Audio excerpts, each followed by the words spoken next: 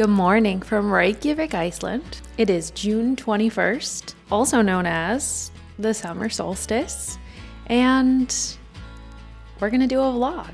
Let's see what a day in the life is like on the longest day of the year.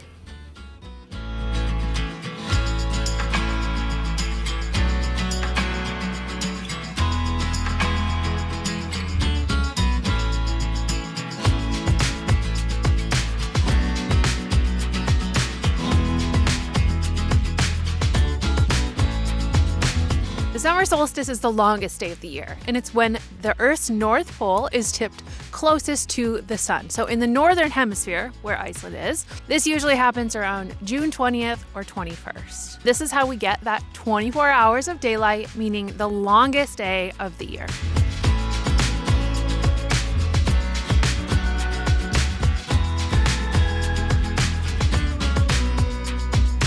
Okay, here we are. It's midday. And by midday, I mean the sun is not in the middle of the sky directly above my head. You can see this is what noon looks like. Full daylight, right? We are very far away from sunset at this point. 14 and a half hours away from sunset. Because we have so many daylight hours today to explore, I thought we could run into downtown Reykjavik to look around and see what everyone is up to, enjoying this beautiful weather. I mean, it's so sunny I had to put my sunglasses on. Just because it's the midnight sun does not always mean that the sun is actually out, right? It's pretty overcast today. There's a chance of rain later, so it doesn't always mean it's the best weather, but it will still be light.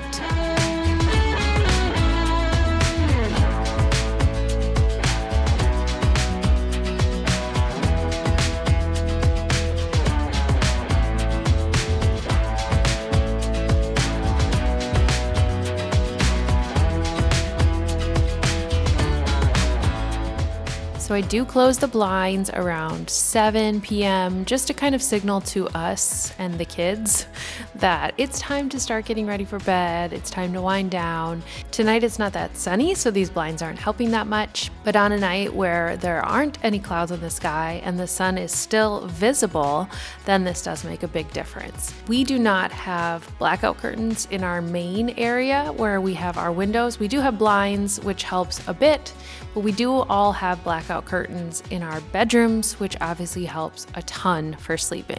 All right, kids are in bed. It is evening. I reached out to you guys on Instagram with a comment box and told you to let me know if you have any questions about the midnight sun. A couple different people asked questions about how many hours of daylight or darkness to expect during their trips.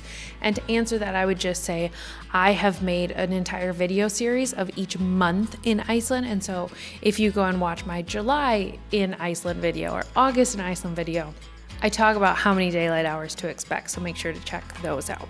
Are there any traditions done in Iceland on solstice? Yeah, this is a great question. Well, actually, I just saw that the Reykjavik Grapevine had posted a roundup of all the things that are going on around the solstice. And because it falls on a weekend this year, I think that there are a lot of things going on, like concerts and gatherings and events and things like that. But in general, I would say like the locals and the general population are out and about trying to soak up all of the daylight hours that they can, because we know that in a few days, we're gonna start going the other way. We're gonna start losing daylight, and it's only gonna be a couple of minutes per day and then a few more minutes a day until we're back to normal hours and then the darkness of winter. Another person asked, can you get sunburnt in the overnight hours?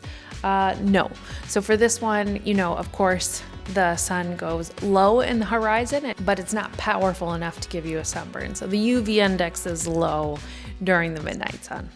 And then another person asked, how light is it really at midnight? And so for this one, I have decided to do a time lapse overnight. Keep in mind as well, though, that today it's particularly overcast. It's still going to feel light. It's still going to be light in the sky, but there are nights where it's just like blaring sun. There aren't clouds, and it feels wild because it still feels like the middle of the day. The midnight sun, the 24-hour daylight, between, let's just say like mid-May through the end of July, is when it really, really messes with your sleep. And so, you're just really feeling like it's not getting dark at night. It's not.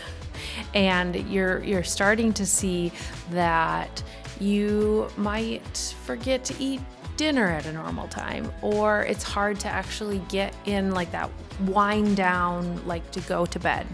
And then I just find that I'm more wakeful at night. And then of course the morning hours are tougher. So yeah, it makes a huge difference. You can really, really tell the difference.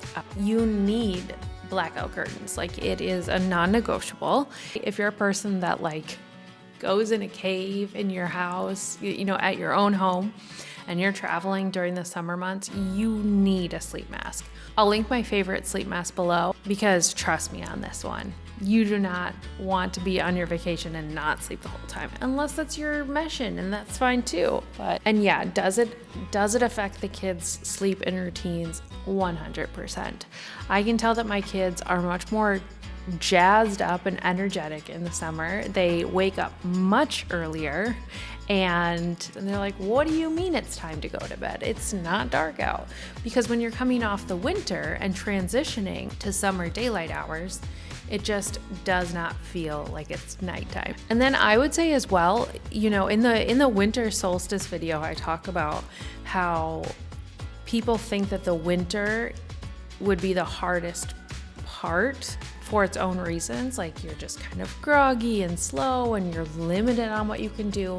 But I have a really hard time with the lightness. And I know that I want to be outside and I want to be exploring, and that's tough because that takes a toll on your energy. You kind of always feel like you have to be out and about doing things. But when the nights return, it is a welcome kind of like a warm blanket. Another thing I wanted to talk about is when you do visit, right? So sleep mask is essential. Ask if your hotel rooms have blackout curtains. If you're camping, sleeping in a camper van or a tent, that would be tough. Just know that that's a factor. And then also just maybe adjusting your expectations of how the day is going to go. Some people have told me that they're going to explore during the night and sleep during the day, or sleep in some hours. And that's a really great idea. That's a way that you could kind of maximize your hours and also avoid some of the crowds as well. So if you're coming May, June, July, just keep in mind that you could just maybe be out exploring at 2 a.m. and it's gonna feel like the middle of the day.